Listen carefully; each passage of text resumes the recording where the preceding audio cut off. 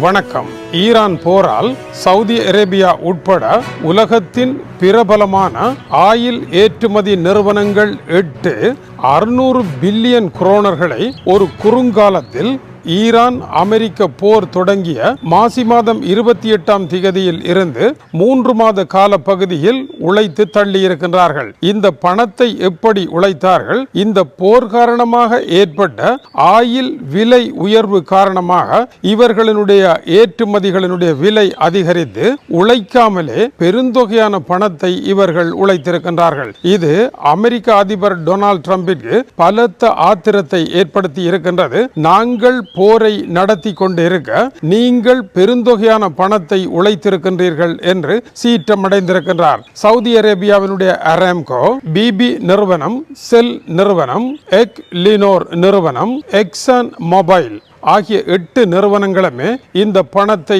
உழைத்திருக்கின்றார்கள். இந்த நிறுவனங்கள் இவ்வளவு பெருந்தொகையான பணத்தை உழைத்தாலும் இவர்கள் யாரிடமிருந்து உழைத்திருக்கின்றார்கள் என்றால் உலக ஏழைகளிடமிருந்து தான் உழைத்திருக்கின்றார்கள். உலகம் முழுவதிலும் இன்று ஏற்பட்டு இருக்கின்ற வறட்சி, மழையினால் ஏற்பட்ட அழிவு போன்றவற்றின் ஊடாக ஏழைகள் பெரும் கஷ்டப்பட்டு பெருந்தொகையான பணத்தை எரிபொருளுக்காக மேலதிகமாக கொடுக்க அந்த பணத்தை உழைத்த கோடீஸ்வர நிறுவனங்களாகிய நீங்கள் அந்த ஏழை மக்களுக்கு என்னதான் செய்தீர்கள் என்ற கேள்விக்கு எதுவுமே இல்லை. இந்த மேலதிகமாக உழைத்த பணத்தில் மறுபடியும் போர் பிரகடனங்களை செய்து அமெரிக்காவிடம் ஆயுதம் வாங்குவதற்கு கொடுக்க போகின்றார்களே அல்லாமல் இதனால் உலக மக்களுக்கு எந்த நன்மையும் ஏற்பட இந்த அதிகரிக்கும் விலையானது மறுபடியும் ஆயுத தொழிற்சாலைகளுக்கு வட்டமாக சுழன்று கொண்டிருக்குமே அல்லாமல் இதனால் எந்த பயனும் இல்லை என்பது கூர்ந்து கவனிக்கத்தக்கது. சவுதி அரேபியாவினுடைய அரேம்கோ 2வது காலாண்டு பகுதியில் 32.7 பில்லியன் டாலர்களை உழைத்திருக்கின்றது.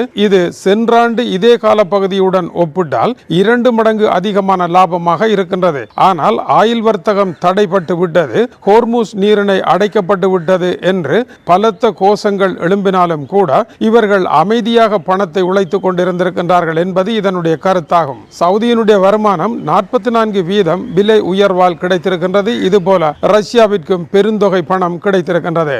இந்த நிலையில் ஈரான் போர் தொடர்பாக அமெரிக்காவினுடைய வெளியுறவுத்துறை அமைச்சர் மார்க்கோ ரூபியோ இந்த போரில் ஒரு பேச்சுவார்த்தை வரும் என்றும் மிக விரைவில் பேச்சுவார்த்தை மூலமான ஒரு தீர்வை எட்டி தொடுவோம் என்றும் தெரிவித்திருக்கின்றார். அதேவேளை அமெரிக்காவினுடைய படைத்துறை அமைச்சர் நாம் நினைத்தது போல தீர்வு திட்டம் ஒன்று வருவதற்கான வாய்ப்புகள் இல்லை, எப்பொழுது தீர்வு வரும் என்று திட்டவட்டமாக தம்மால் கூற முடியவில்லை என்று குறிப்பிடுகின்றார். மறுபுறம் ஈரானினுடைய அதிபர் மசூத் பெசஸ்கியான் கூறுகின்ற பொழுது அடுத்து வருகின்ற பெரும்போரில் தாங்கள் ஈடுபடுவதற்கு தயார் இல்லை என்றும் ஆனால் தங்களுடைய எல்லை பகுதியை காப்பதில் தாங்கள் உறுதியாக இருப்போம் என்றும் கூறியிருக்கின்றார். இதனுடைய கருத்து என்னவென்றால் ஈரான் தொடர்ந்து ஹோர்முஸ் நீரிணையை விட்டுக் கொடுக்காது என்று கூறுவதாகும். அமெரிக்காவினுடைய பிரபல கோடீஸ்வரர் எலன் மாஸ்க்கு சொந்தமான ஸ்பேஸ் எக்ஸ் பால்கன் 9 என்கின்ற விண்கலம் அதனுடைய ஒரு பகுதி அண்டவெளியில் இருந்து மிதந்து கொண்டிருந்தது சந்திர தரையில் மோதி இருக்கின்றது. இன்று அதிகாலை மோதும் என்று தெரிவிக்கப்பட்டது.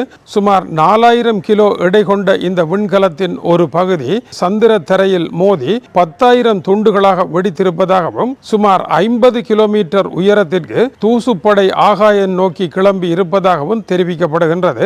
மணிக்கு 8700 கிலோமீட்டர் வேகத்தில் இதனுடைய மோதல் நடைபெற்றிருக்கின்றது. 2.43 கிலோமீட்டர் பெர் செகண்ட் என்கின்ற அளவில் இந்த தாக்குதல் நடைபெற்றிருக்கின்றது.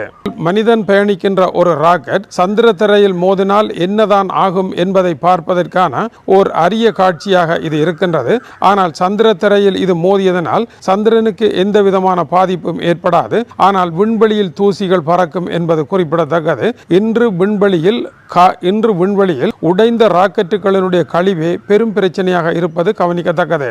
எலன் மாஸ்கினுடைய நிறுவனம் இதுவரை 174 தடவைகள் விண்கலங்களை ஏவி பரிசோதித்திருக்கின்றார்கள். மனிதனை சந்திர மண்டலத்திற்கு உல்லாச பயணியாக கொண்டு செல்வதற்குரிய பயணத்தில் பரிபூர்ணமான இடத்தை தொடும் வரை அவர்களுடைய பரீட்சாத்த முயற்சிகள் தொடர்ந்த வண்ணமே இருக்கின்றன. இப்பொழுது விண்வெளியில் 29,181 உருப்படிகள் பறந்து கொண்டிருக்கின்றன. இவற்றில் 18,512 ராக்கெட்டுகள் இப்பொழுது பூமியை சுற்றி கொண்டிருக்கின்ற சேட்டலைட்டுகள் ஆகும். இதில் 8,778 உடைந்த துண்டுகளாக பறந்து கொண்டிருக்கின்றது. மற்ற 1,891 ராக்கெட்டுகளினுடைய உடைந்து போன ராக்கெட்டுகளினுடைய பாகங்களாக சுழன்று கொண்டிருக்கின்றன.